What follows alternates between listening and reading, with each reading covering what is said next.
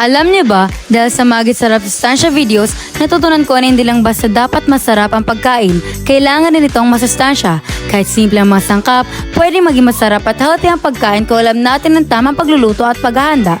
Bilang estudyante, napakahalaga para sa akin na malaman kung ano ang tamang nutrisyon. Dito ko natutunan ang konsepto ng Pinggang Pinoy na nagtuturo ng tamang dami ng Go, Grow at Glow Foods para maging balanse ang ating pagkain araw-araw. Bilang kabataan, dapat natin itong isabuhay. Ang pagkain ng tama ay di lamang para sa ating kalusugan, kundi para maging aktibo, alerto at handa sa anumang mga gawain. At dapat rin nating tandaan ang tatlong principles na moderation, variety at balance. Tara na! At samahan nyo kami sa aming susunod na gagawin. Narito kami ngayon sa Gulayan sa Paaralan para kumuha ng mga ilang sangkap para sa aming lulutuin. Tara! Ang sibuyas ay mayaman sa antioxidants, vitamin C at fiber na tumutulong sa pagpapalakas ng immune system at pagtunaw ng pagkain. Ang tanglad ay may vitamin C, antioxidants at minerals na tumutulong sa pagpapalakas ng immune system. Ang talong ay mayaman sa vitamin C, potassium, fiber at antioxidants na nakakatulong sa pagpapalakas ng immune system at pag-control ng blood pressure. Ang kangkong ay mayaman sa vitamins A, C at K, pati na rin sa mga mineral tulad ng calcium, iron at potassium na mahalaga para sa pagpapanatili ng malusog na katawan. Ang alugbati ay naglalaman ng vitamin E, isang antioxidant na nakakatulong sa pagprotekta sa balat mula sa oxidative stress na dulot ng pollution, stress at aging. Ang birding sili ay mayaman sa vitamin C, vitamin B6, potassium at antioxidants na nakakatulong sa pagpapalakas ng immune system. Ayos! Tapos na kaming mag-ani. At ngayon, magluluto naman tayo.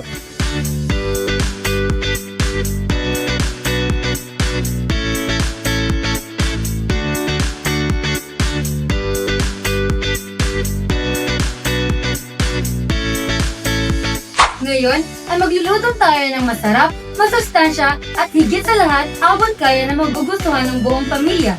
Ang ating unang gagawin ay papainitin ng kawali.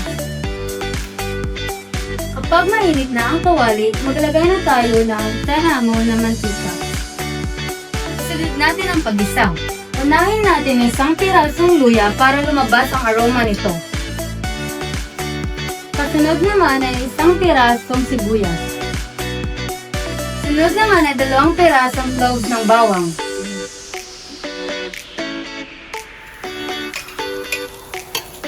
Ilagay na natin ang kamatis.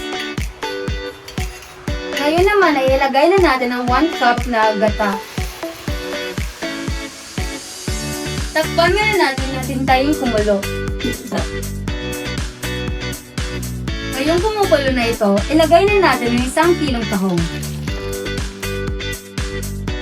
Sunod naman natin ang tanglad. Maglagay tayo ng ilang gulay para maging mas masustansya ang ating ulam. Unahin natin ang 4 na piraso na talong.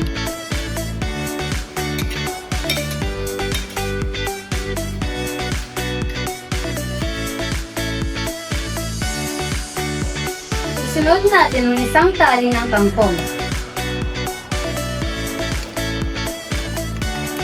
Sunod naman ay 1 tali ng alugbati. Pagkatapos natin ilagay ang mga gulay, ilagay na natin ang mga seasoning para mas maging magical ang ating lulutuin.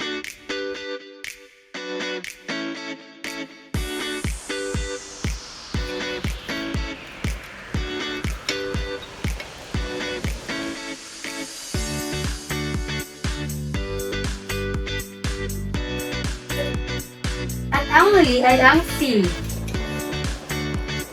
Halo-haluin para mag-bonding all together ang mga sangkap.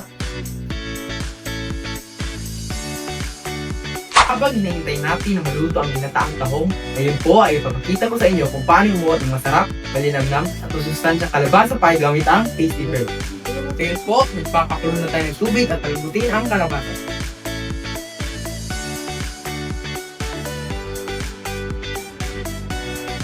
At ngayon, ilalagay na natin ang kalabasa. Habang hinihintay natin ang lumambot ang kalabasa, ihanda na natin ang itlog. Ngayon na malambot ng ating kalabasa, ilagay na natin ang 1/4 cup na asukal. Haluin natin ito hanggang sa maduro. Hanguin at palamigin ng ilang sandali.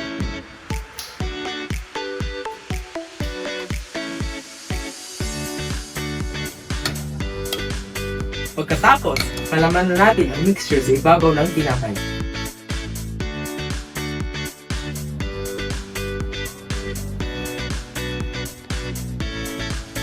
Ngayon, initin muna natin ang kawali at ilagay ang 1 cup ng milk. Kung mainit na, ibabad natin ito sa itlog at matuloy.